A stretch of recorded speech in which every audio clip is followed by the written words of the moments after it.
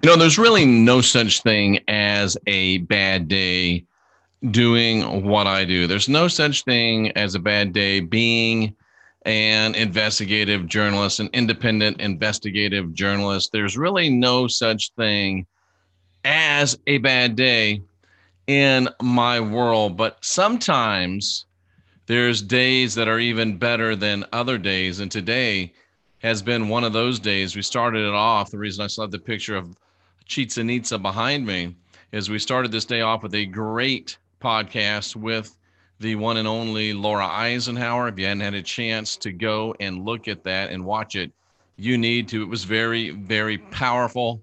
And then we had a very fun and entertaining video about my new drone. That's right, ladies and gentlemen, my new drone, another upgrade on the technology, just another bit of service to others, ladies and gentlemen, helping you enjoy your Christian whistleblower experience even more. Nothing to do with fun for me at all. Always thinking of you and you alone. And tonight, ladies and gentlemen, rounding it out with Revelation 20 and the New Jerusalem, and maybe a little bit about the flat earth.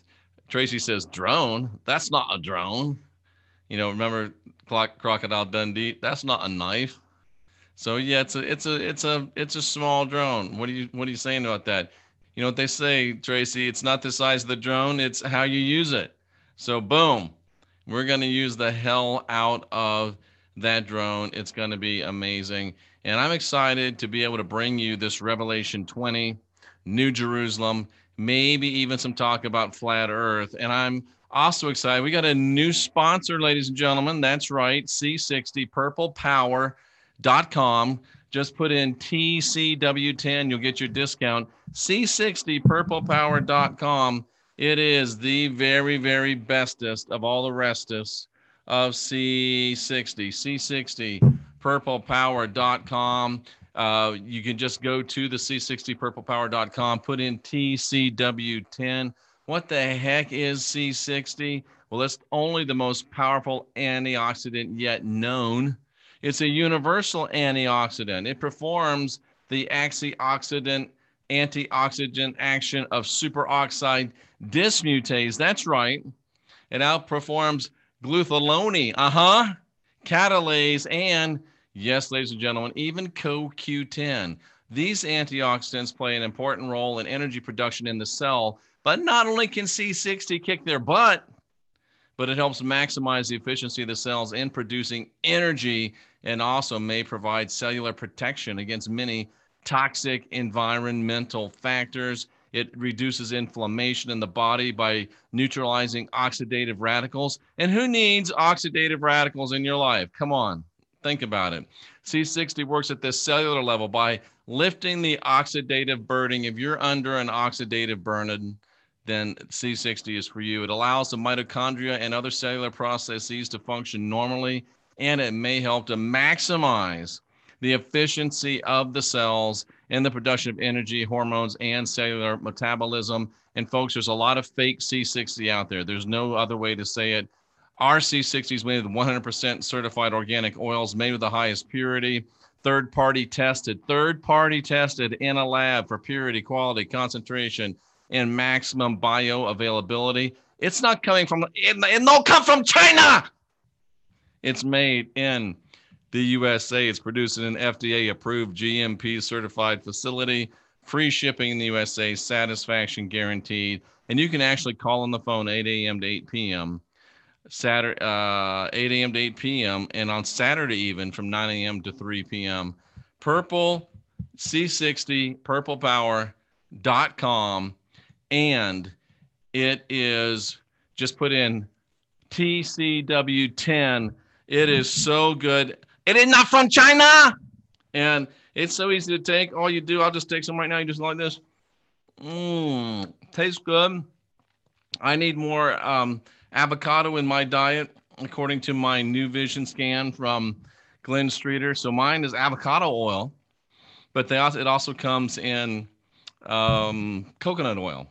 So C60.com, and it even tastes good. But that's not what we're here about, but that is what we're here about. because I've been taking it for a couple of weeks, and I've been taking a dosage that's appropriate to my weight, and it is really helping me out. Alexi, no word of whether it turns you into a Smurf, but do you want to be a Smurf is my question, because it would help you. If you wanted to be a Smurf, it would help you to be a Smurf. But Revelation 20 and the New Jerusalem, ladies and gentlemen, that's what we're here to talk about tonight. And feel free to ask your questions. You know how it is when I get into one of these deeper teachings. It's not like the other channels where I mention a Bible verse and then go ahead and talk about whatever's on my mind or what some entity told me. We actually go through the Bible verse by verse, word by word, and we take a look at this stuff and we break it down all the way to Chinatown, folks. So let's talk about Revelation 20. And we've got to keep it in the context that we've been talking about, in the context of Revelation 19. And we've proven this, that the context, and I'm so pumped right now. I feel so excited. I got to try to keep my inside voice on and kind of, try to be professional. But Revelation 19, we proved to you, immediately follows the events of Matthew 24. In other words, Revelation 19 happened in AD 70. And this is just hot water with lemon in it, because somebody always wants to know. So that's what we're talking about. We're talking about events of Matthew 24, immediately following Matthew 24, events that took place in AD 70. So let's go ahead and get into the actual text. And I've got my notes up here, which you'll be able to look at. I don't know, it's going to be a little jammed up, but hey, that's okay. We're in the business of doing business, and we're not in the business of just saying things without proving things. So here we go, ladies and gentlemen. Let's take a look at Revelation chapter 20. And tomorrow at 2 p.m., I got Tony Sayer coming on. We're going to talk about the medicines, the plant medicines that are kind of the rage. And it's going to be, I think, every bit what Laura Eisenhower was today. So let's take a look at this. And now I just got to figure out how I can share my screen. This is going to take some professionalism on my part, so we might all be in trouble. But here we go, ladies and gentlemen. Revelation chapter 20. Again, it's got to be viewed in the context of Revelation 19. That is immediately following Matthew 24, in other words, in AD 70. Now, when you look at the King James Bible, and I don't use that because I think it's best, I use that because most people are familiar with it. Satan bound the 1,000 years. That's the heading that you're going to find in the King James Version. That's the context that they want you to think of. And they may not be wrong, but you're going to see that we are scholars, we are students. We don't believe what we're told. We look at the meaning of terms. So Satan bound 1,000 years may not mean what you think it means. Let's see what the text says. And remember, the text doesn't care what you think. And I saw an angel come down from heaven, having the key of the bottomless pit and a great chain in his hand. That word angel, as we look it up in the original Greek, means messenger or delegate.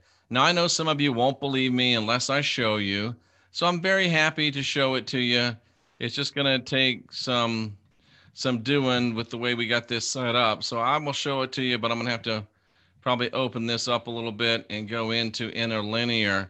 And I saw an angel, an angelon, and an angelon is a messenger, generally a supernatural messenger, one conveying news. So it doesn't necessarily have to be an angel as we think of it, but it could be a messenger or a delegate.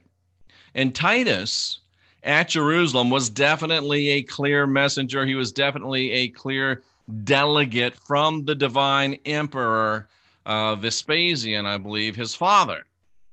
So he was an angel.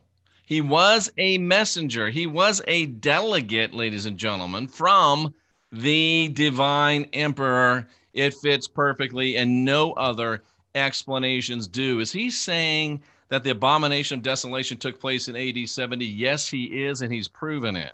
Is he saying that the second coming of Christ came in AD 70? Yes, he is, and he's proven it. Is he saying that the book of Revelation was fulfilled in AD 70? Yes, he is, and he's proved it. And he's only saying what everybody said up until the rise of the Jesuits and the Counter-Reformation. And yes, in case you're wondering, he has proven that too. He is me. I'm talking like Joe. Jeff's proven it. And Jeff knows what Jeff is talking about. I'm telling you. So it was a messenger or a delegate. Titus clearly was a messenger or a delegate. And we're going to have Joseph Atwell back on very, very soon, author of Caesar's Messiah and Shakespeare's Secret Messiah. And he came down with a key, ladies and gentlemen. He came down with a key. He descended out of heaven holding the key.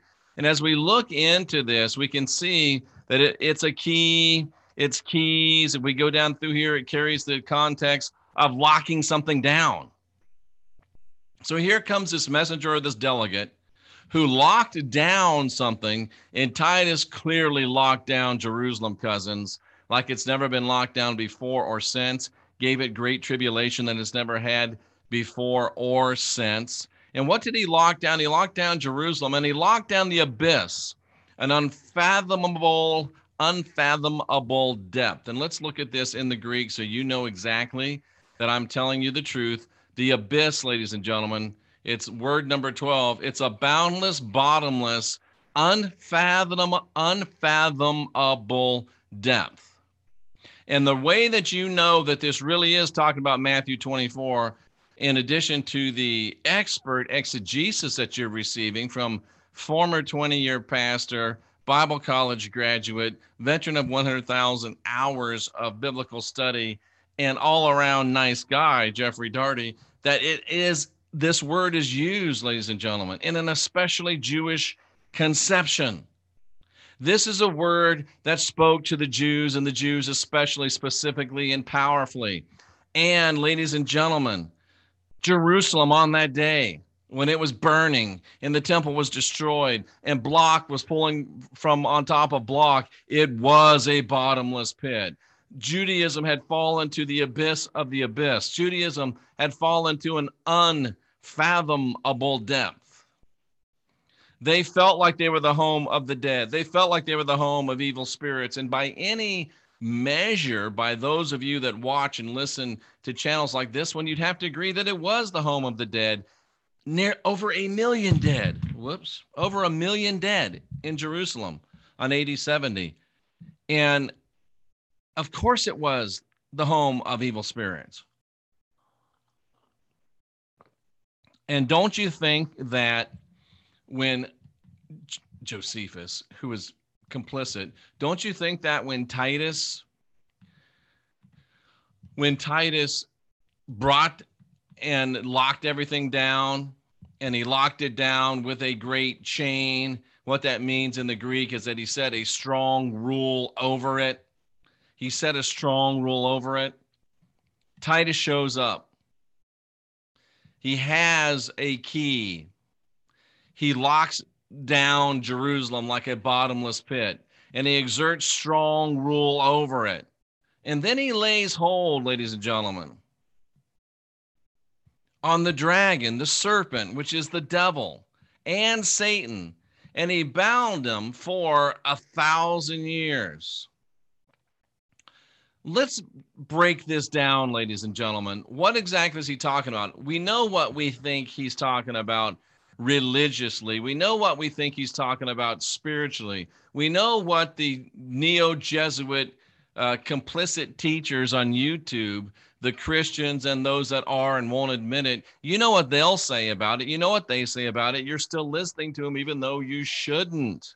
What do these terms mean? What does dragon mean in the Greek? What does old mean? What does serpent? Who is the devil? Who is Satan? Who did Titus and Rome lay hold on? Well, they laid hold on the dragon, ladies and gentlemen. We're going to look at number 2, verse number 2. They laid hold on the dragon, the ancient serpent, who is the devil or Satan, and bound him for 1,000 years. Let's look at this in the interlinear, which shows us exactly the original language. And he seized the Dracanta. He seized the Dracanta. Interestingly enough, a mythical monster. Do you know what mythical means? It means something that is made up because it's a fantastical story. It's a fantastical allegorical story. So he's using hyperbole here, which means bigger than life. He's drawing an illusion here, not an illusion, but an illusion. He's saying it's a mythical monster. What to Rome, who wrote this, was a monster? What to Rome could be called a monster? What was Rome's boogeyman? Think about it. So it was a dragon. It was a serpent.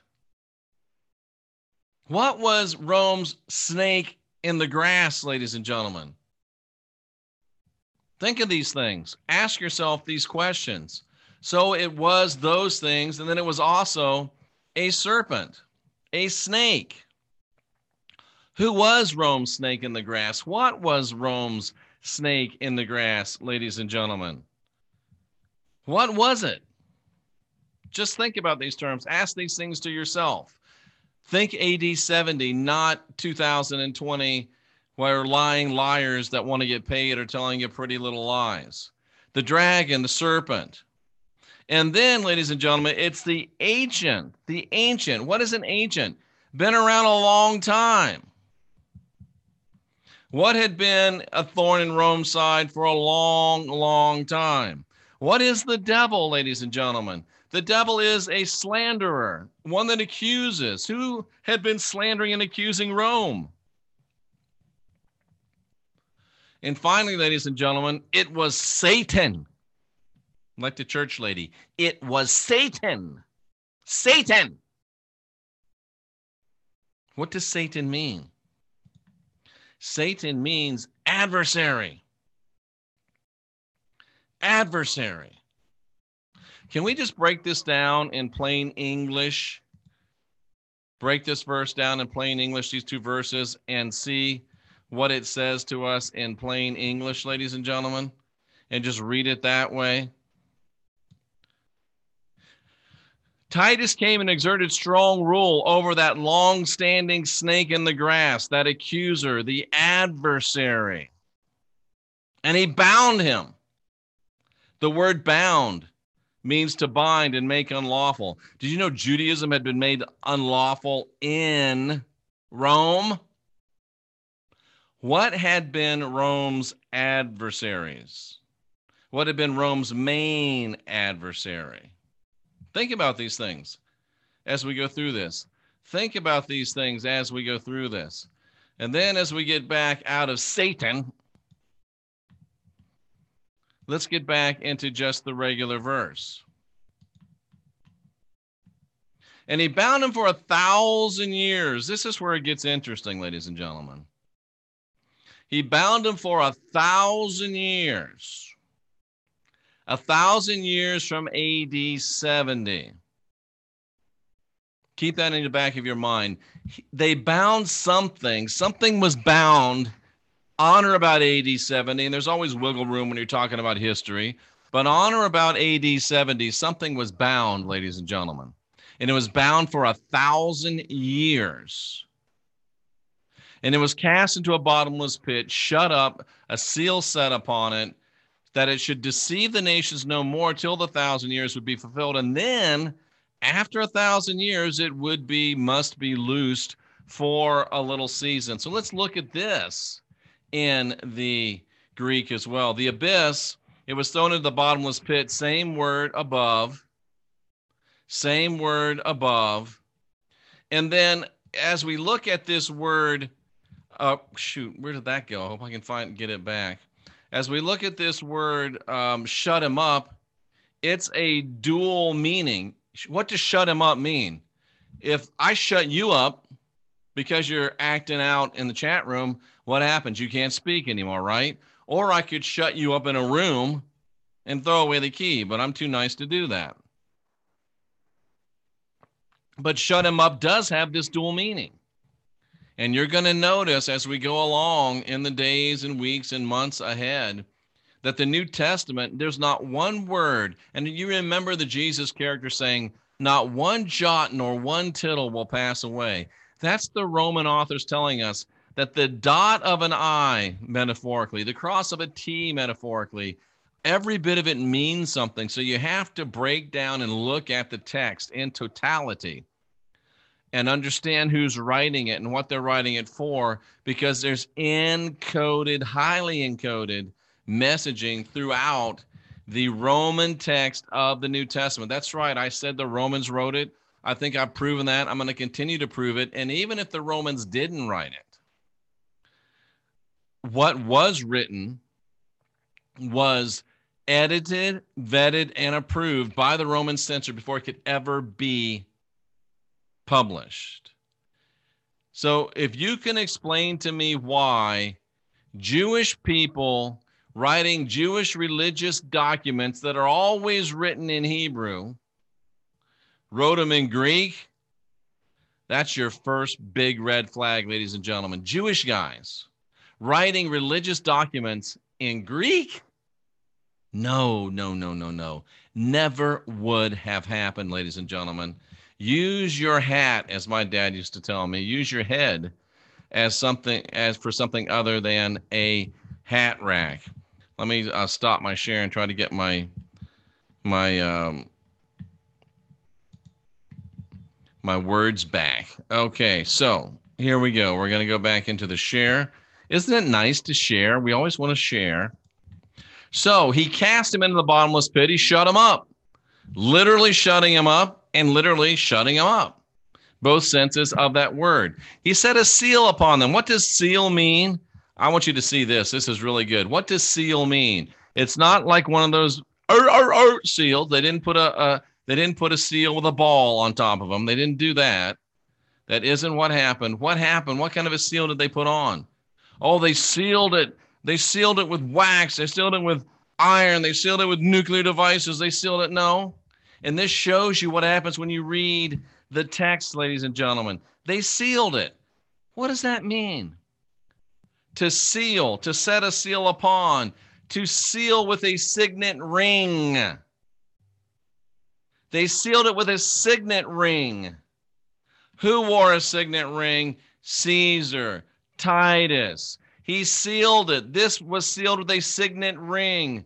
It's so obviously Titus. It's so obviously Jerusalem. It's so obviously Matthew 24. If you're fighting against this, you don't want the truth. With all apologies to Jack Nicholson, Colonel Jessup, you can't handle the truth. You can't, and you don't want to. He was sealed with a signet ring. And look what a signet ring attests: ownership. The signet ring attests authorizing. And remember, the New Testament, nothing accidental. What is the King James Version called, ladies and gentlemen? I'll wait. I will have a little drink of my hot water.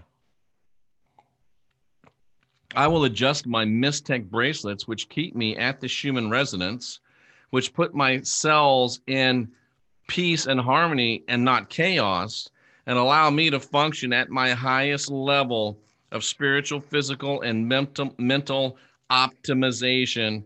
Go to jeffreydaugherty.com, click on the Mystech logo or the Mystech tab. You get 20% off, and they look really cool too. It's called the authorized version. Authorized.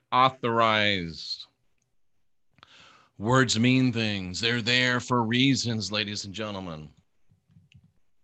Sealed with a signet ring. Guess who else wore a signet ring? And dadgummit, there goes my words again. Guess who else wore a signet ring? King James wore, ladies and gentlemen, a signet ring, didn't he? Yes, he did. And it attests ownership. And then what do they do after that? After they sealed it, what else did they do? They sealed it. Why? So that he should not deceive. What does deceive mean? Deceive means to cause to wander, to lead astray, to disagree with. The nations. Who are the nations? The nations are the people. The races, the nations, the people. So the reason why, ladies and gentlemen, for 1,000 years, so they couldn't do this for 1,000 years. Do you understand? Do you see? It's so simple. It's so plain. It's so easy.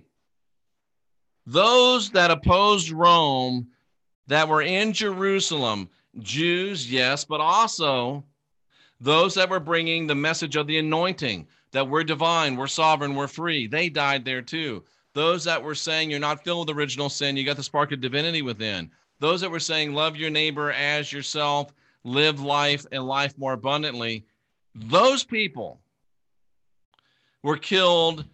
The survivors were sealed with a signet ring. Sealed with a signet ring. They were shut up so that they could not, for 1,000 years, deceive anybody. They couldn't go out and talk to people. They were shut up so they couldn't go out and preach to people. They were shut up so they couldn't go out and teach to people.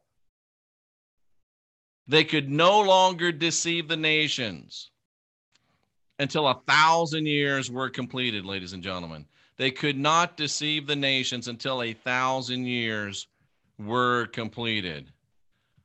Wow. Let me say that backwards. I'm so excited. Wow. Let me say that backwards again. Wow. Frontwards. Wow. Backwards. Wow. Frontwards. Wow. Backwards. Wow. Ladies and gentlemen, this is pretty amazing stuff, if I say so myself. And they couldn't do it. They couldn't deceive anymore. They couldn't bring their teachings anymore until the 1,000 years were complete, brought or came to an end. Sounds like a countdown. A countdown. Now here's where it starts to get really interesting. If a countdown started in AD 70 of 1,000 years where the truth could not be spoken, that would make what? Like 1,070, right? 1070. 1070. Keep that in mind. Keep that in mind for a little bit. And then as we move to verse number 4, ladies and gentlemen, verse number 4 is a very interesting verse as well. This is all incredible stuff. Let's go to Revelation chapter 20, and we'll go back to verse number 4. We'll get out of this interlinear right now because it's a little bit hard to read. Verse number 4. I saw thrones, and they that sat upon them, and judgment was given unto them. And I saw the souls of them that were beheaded for the witness of Jesus, it says, the word of God, who had not worshipped the beast, neither his image, nor received his mark in the forehead, blah, blah, blah, blah, blah. They reigned with Christ for 1,000 years.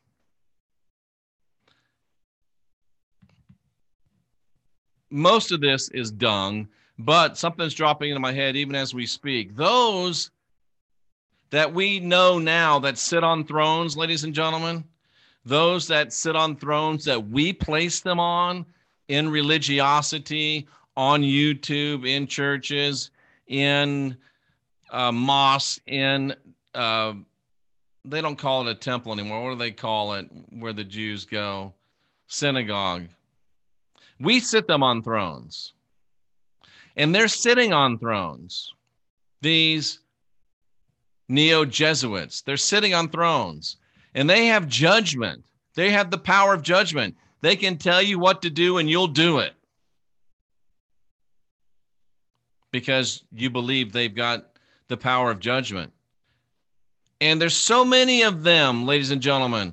They are spiritually beheading people. They're taking away their right to think. They're taking away their ability to discern. They're taking away their ability to think for themselves. How? Because of the witness of Jesus. The witness of Jesus is stopping them.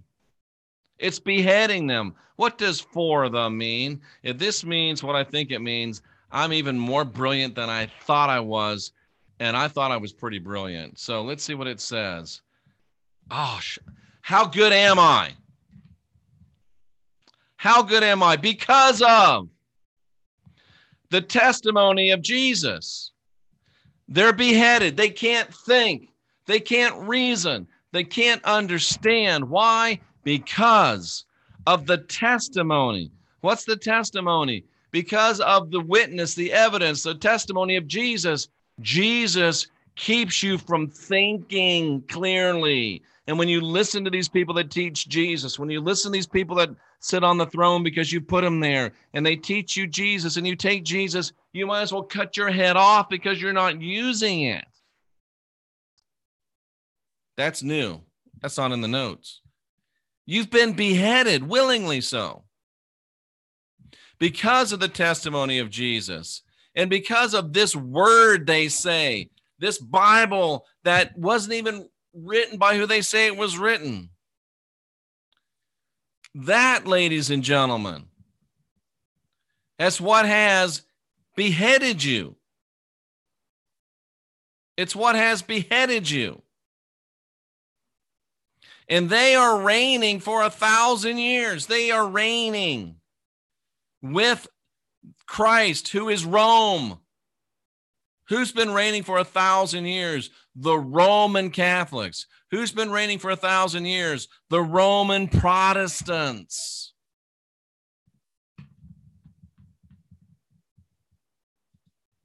Wow. Those staying faithful to Rome are being rewarded. They are thriving and they are ruling over others. Sounds a lot like the papal Christian system. There's no doubt that the beast in this term, and I can show it to you, I've showed it to you before, the beast means an image on a coin. It's money. And why are these people faithful to Rome? They're faithful to Rome because Rome pays good. They're faithful to Rome because Rome pays good. They're faithful to the Roman money magic system. That's why they teach Rome's doctrine, because they like spending Rome's currency. Think about it. It's rather plain and clear. And may I just point out to you, let's go to verse 6. That's rather plain and clear too. Let's just read verse 6 so you see it all. Oh, this is great stuff. This hasn't been talked about in thousands of years. Blessed and holy is he that hath part in the first resurrection. They will reign for 1,000 years. They will be kicking ass. They will be taking names. They will be dressed in purple and scarlet. They will be called reverend, priest, father. They will receive much worship and acclaim. And they'll receive it for 1,000 years. But when that 1,000 years are expired, when the clock runs out on this reign of Rome by people that don't even really love Rome, they love the money of Rome, and they steal and cheat people who really do love Rome, thinking it's really God.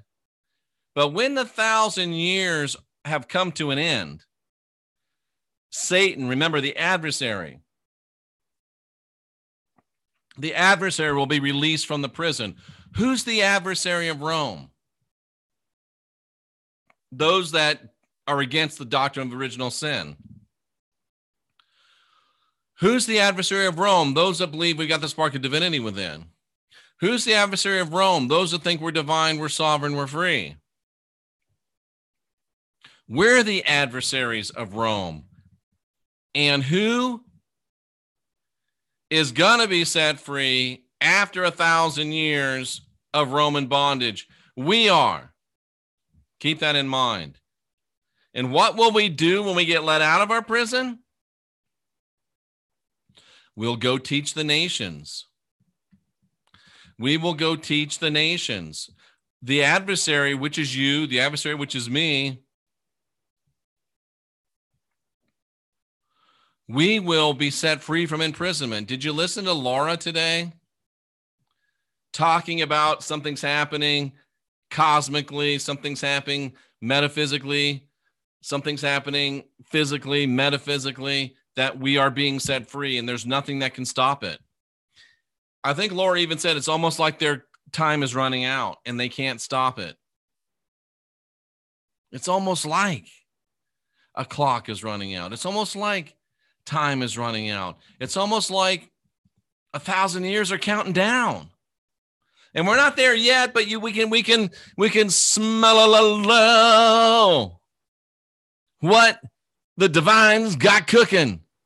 It smells good, looks good, feels good, tastes good, is good.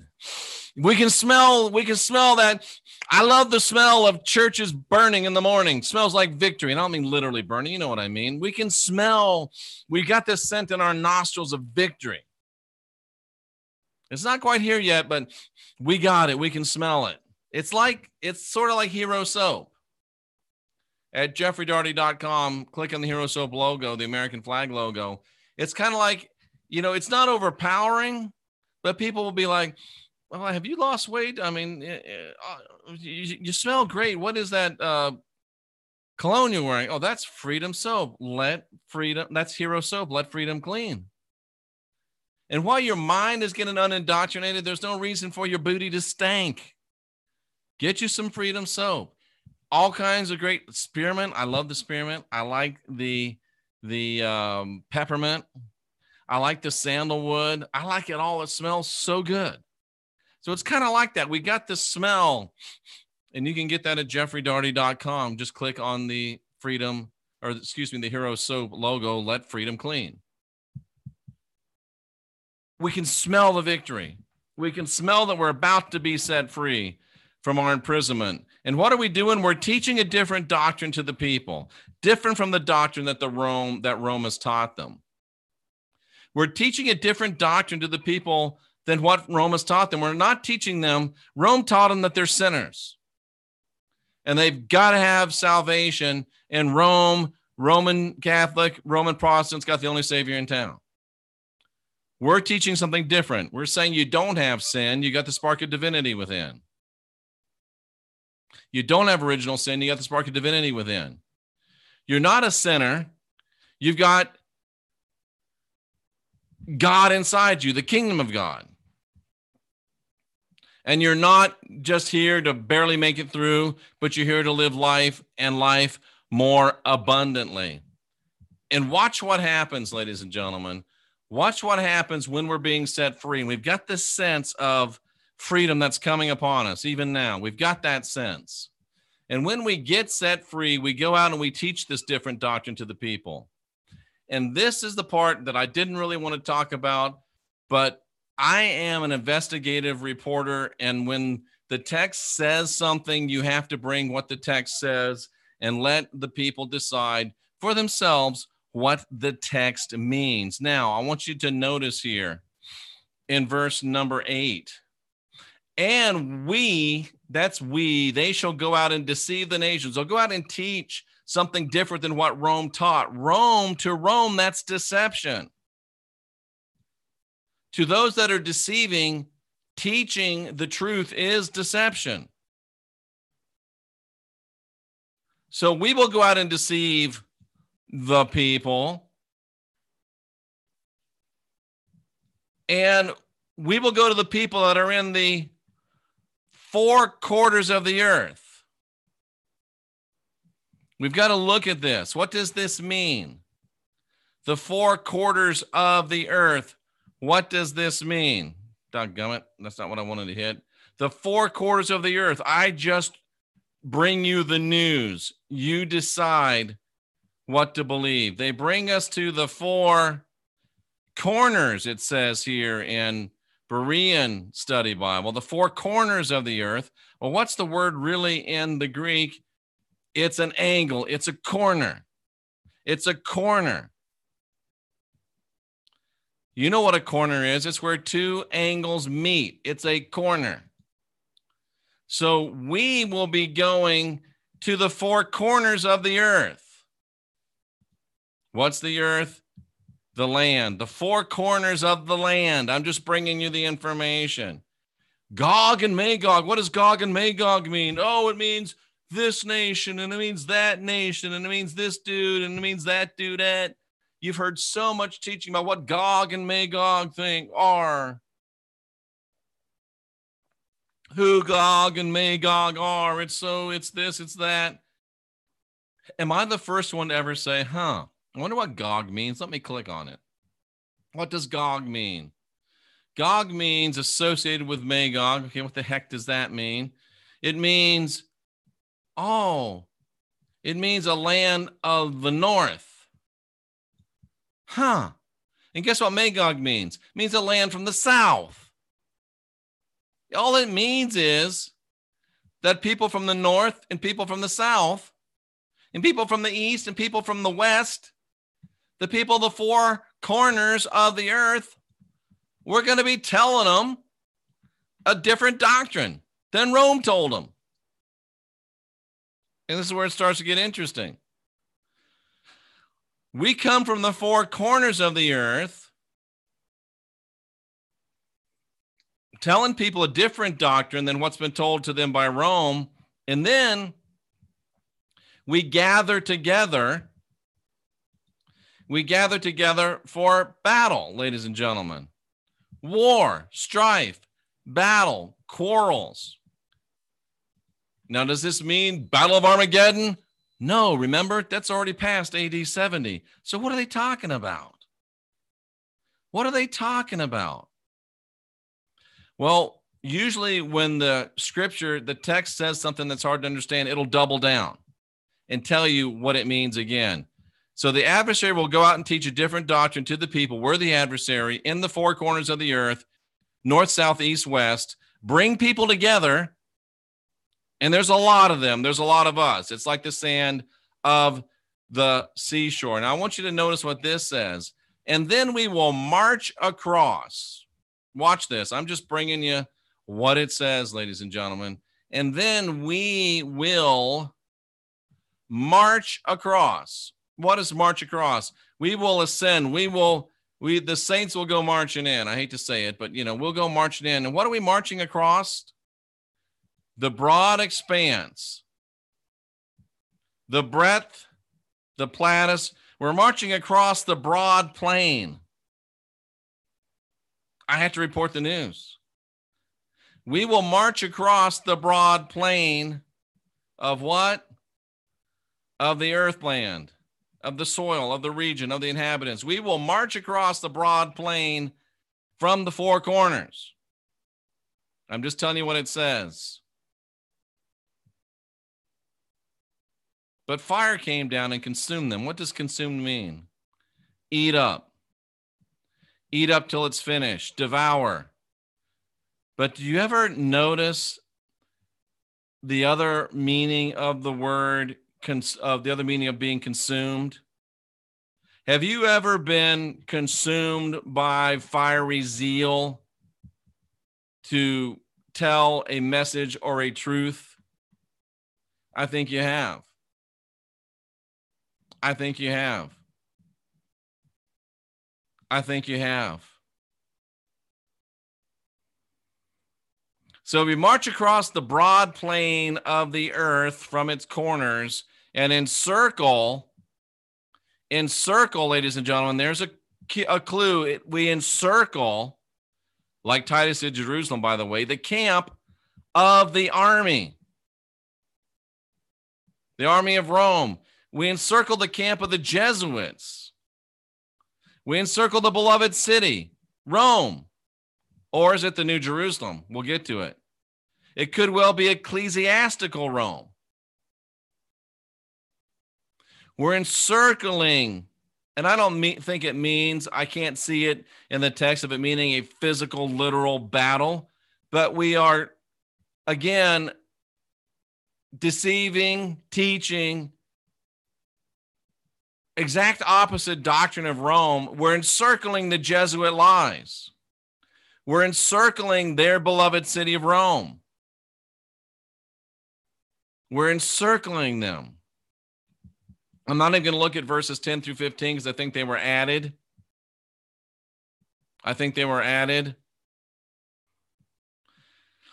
And I should stop here and make you read Revelation 21 yourself, but I'm going to show you just the first verse, I think, of Revelation 21. And then we'll bring back and finish it tomorrow.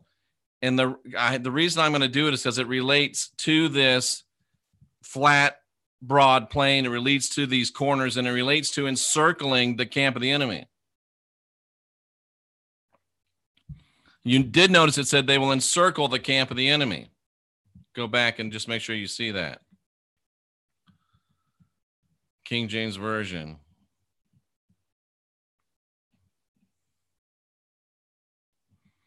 And they will compass the saints about. Look at what it says here in a more modern image. And they will surround. They will encircle is the word. They will encircle. They're coming from a flat, square place to encircle a place which is the habitation of error. Just bringing you the news, ladies and gentlemen. Just bringing you the news. And then, ladies and gentlemen, as we look at Revelation 21, sorry, I know this is driving you crazy, but for most of you, it's a short trip. Revelation 21. But I saw a new heaven and a new earth. For the first heaven and the first earth were passed away. Think of that in context of what we just talked about. A new heaven. A new heaven. An unused heaven. A novel heaven. New in development or in opportunity. Not like it was before. And then it talks about a new earth. New, unusual, novel.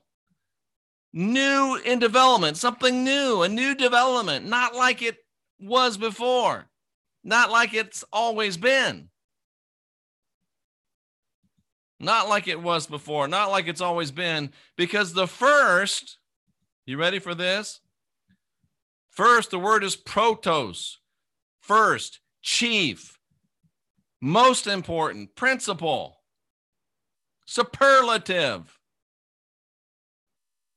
The chief one, the principal one, the most important one, the superlative one has passed away. It had been done away with in favor of what? One that was fresh, new, unused, novel, not like it was before. It wasn't like it was before, but remember, folks, before, how was the earth and the heavens? Before the first one, it was principal. It was most important. It was chief. It was superlative. You can't get any better than that. So that should leave you something to think about for what we're going to finish on tomorrow, hopefully, or soon thereafter. I just bring the news. I just bring the news. I'm here to bring the news. I am here to bring the news, and that's it, ladies and gentlemen. That's all I do. That's my job. Bring the news. Let's go to the chat room and see what people have to say about this, ladies and gentlemen. Wow. Wow. Let's go backwards because we always miss some of the good stuff because the first stuff is kind of silly. Let's see. We're talking about this makes the utmost sense, and you figured this out. Amaze balls. Thank you, KC. We need a new earth, says Cynthia. That's what I'm guessing. That's what I'm seeing, says Crystal. Let's see. It doesn't matter what people teach about. See, that's the thing. Oh, this is Gog. That's Gog. It's just north and south. It's just simple. I love when Jeff talks about UFO and Revelation. Let's see what else we got here. He studies and takes notes. Thank you, Cynthia. It's not an encyclopedia. That's called the Greek New Testament. Rayon. No, Tracy, he's using the Bible Hub. I spent a lot of time over there in the corner. Yep. Henotheism, says maybe Pyle. I'm not sure what that means. Loved Laura E. today. Thank you, Linda. Let's see. I like how he puts his commercials. Oh, thank you, blind girl. Did they add 1,000 years to our calendar? Well, I am pondering that right now. I'm examining that right now. But let's just say they did. Let's just, for a minute, pretend they did. If they did add 1,000 years to our calendar, and they don't really have to add 1,000 years. You can just start writing a 1 in front of your numbers and poof, there's 1,000 years. And that happened in 582, but I'll talk more about it when I get my mind more wrapped around it. Do you realize that in 582, they started putting a 1 in front of it, and all of a sudden it was 1582. But anyway, we'll get to that later. But that's all it takes. If you're in charge, and Rome was in charge. Remember, they changed it to the Gregorian calendar, Rome's calendar. Poof, just like that. They don't have to really add 1,000 years. There doesn't have to really be 1,000 years missing. They just put a 1 in and poof, there it is. But let's just say they did. If they did, then it wouldn't be almost 2020. It would be almost 1020, right? Yeah, it'd be almost. Can we just lop off the 20 between friends? Instead of it being almost 2,000, it would be almost 1,000. I know we're cutting 20 years off, and they're probably the 20 best years of your life, but it just makes it easier. And let's say instead of AD 70, we'll be consistent. Let's say it was AD 50, but it really wasn't. No, let's don't do that. Let's just say AD 70 plus 1,000 is 1,070. And right now it would be 1,020-ish. So that means when you're looking at an expanse of 1,000 years, if it started at 0 and it goes to 1,000, and now it's 1,070, and we're waiting for 2,000 to hit, right? Or we're waiting for 1,100 to hit. Anyway, we'd be like, let me get that in my mind. If it's 70 plus 1,000 is 1,070. That's when it would end, 1,070. So we're here in 1,020. So we got about 50-ish years left. But 50 years-ish compared to 1,000 is nothing. So we would begin to start to feel the effects of our pending freedom. We would start to feel the effects of our pending release. We'd start to smell it. We'd start to sense it. It would start to happen because it doesn't just happen like that. It happens over a period of time. And maybe we did so good that we got a parole. Maybe we did so good we got a parole. So maybe it's not 50 years. But I'm not saying that they did add 1,000, but if they did add 1,000, then it sure makes a lot of things that I'm saying make a lot of sense. It makes a lot of things that Laura Eisenhower was saying make a lot of sense. And it makes everything that these doom and gloomer Christian light, listening to these entities and talking about blood and crosses, it just makes them wronger and wronger still. And you know what? I don't feel so bad feeling good about getting a victory. It's been almost 1,000 years that they have been enslaving me. So I don't think it's bad for me to get a little sassy that I'm about to be set free and there's nothing they can do to stop it.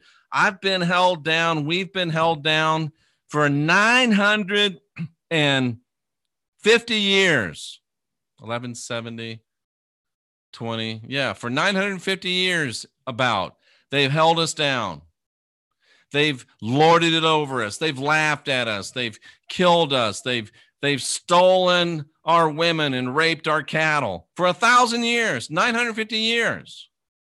So I'm not going to get mad at myself for feeling good that victory is at hand.